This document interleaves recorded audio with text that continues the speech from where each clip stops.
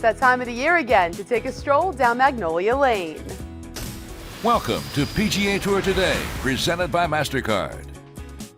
The first major of the year is already upon us as players prepare to tee it up at one of the most prestigious courses in the world, steeped in tradition where players become legends. There's nothing quite like Augusta National Golf Club in the Masters. The anticipation heading into round one this year is higher than usual, thanks to Tiger Woods winning his first official tournament in 2 years, Rory McIlroy looking for revenge on the course that devastated the Northern Irishman last season, and Phil Mickelson, who's at the top of his game right now, looking to win his 4th green jacket of the veteran's storied career. Woods is in pursuit of his 5th green jacket in his 18th appearance at the Masters, and since his first victory here back in 1997, the former world number 1 has only finished outside of the top 10 3 times. This will be the first time we've seen Woods compete since winning the Arnold Palmer Invitational by 5 strokes, and as he returns to Augusta, Woods explained why he has been so successful on this course, and it's thanks in part to some of the biggest names in the game. Spent just about half my life playing this tournament. It's understanding how to play this golf course, where to miss it. I've gotten just an umpteen amount of advice from guys, who've played here, way more than I have. And that's really helped, over the years of playing with Raymond and Freddie and Ollie and Nick Price and you name it, around down the list. Just understanding how to play. Woods will tee it up at 10:35 a.m. Eastern Time with 18-time international champion Miguel Angel Jimenez and PGA Tour rookie Sungmoon Bae. Rivaling Woods this week will be a familiar opponent, Phil Mickelson, who is looking to win his 4th Masters of his career, which would tie him up with Woods and Arnold Palmer. This week marks the 20th appearance at Augusta for lefty, and it couldn't come at a better time as he finished in a tie for 4th last week at the Shell Houston Open. You've got to be prepared when you get here, and I felt like, for me personally, it was I like how I've kind of built into this week. I started at Bay Hill, started to play some good golf, but hit a few loose shots, eliminated a lot of the loose shots last week, and steadily got better. I had 3 good days here last week as well on the course, and I feel like I'm playing well, and I'm looking forward to this week.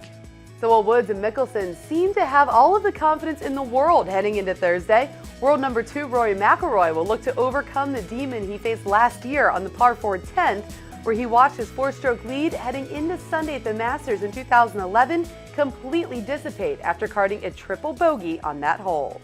I couldn't believe how close the cabins were on the, they're only 50 yards off the tee. Can't believe I didn't get it further. Look, it's great to be able to laugh about it now. And I played the hole. I played it a couple different ways. Took driver, took 3-wood. Depends how firm it is. If it's firm, you can just hit your 3-wood down there, and the slope will take it down the rest of the hill. But if it's wet, you might have to fly it all the way down to the flat. So, but no, I haven't changed any sort of game plan or anything from what happened last year. Rory will tee off with 2009 Masters champion Angel Cabrera and 3-time PGA Tour champion Bubba Watson at 1:42 p.m. Eastern Time. Defending champion Charles Schwartzel, who served monkey gland sauce as part of his champion's dinner earlier this week, yeah, you heard that right, will tee off at 10:24 a.m. Eastern. Now for more on what we can expect entering the first day of the first major of the year, let's start out to our guides from SiriusXM PGA Tour Radio. Well, thank you, Amanda. As we get set for the start of the first year's major championship, the Masters tournament will start on Thursday morning.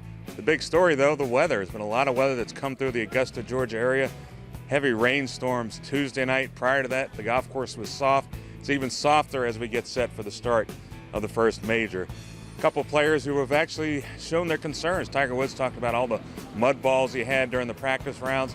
Phil Mickelson thinks the greens are soft enough where there's going to be low numbers shot. But I tell you what, no matter what happens, no matter what the conditions, it's going to be a great championship. Now, let's go out to Brian Catrick. Well, Carney, that is indeed the talk. How will these wet conditions affect scoring conditions? We've already seen some predictions in the media that perhaps scoring will be so good that the all-time major championship scoring record of 63, which happens to be the course record here at Augusta National as well, may be broken. Now, those records have stood for quite some time. Those predictions are going maybe a little bit farther than the players are willing to go, but it is interesting to see the players as they prepare for what may be a wet week.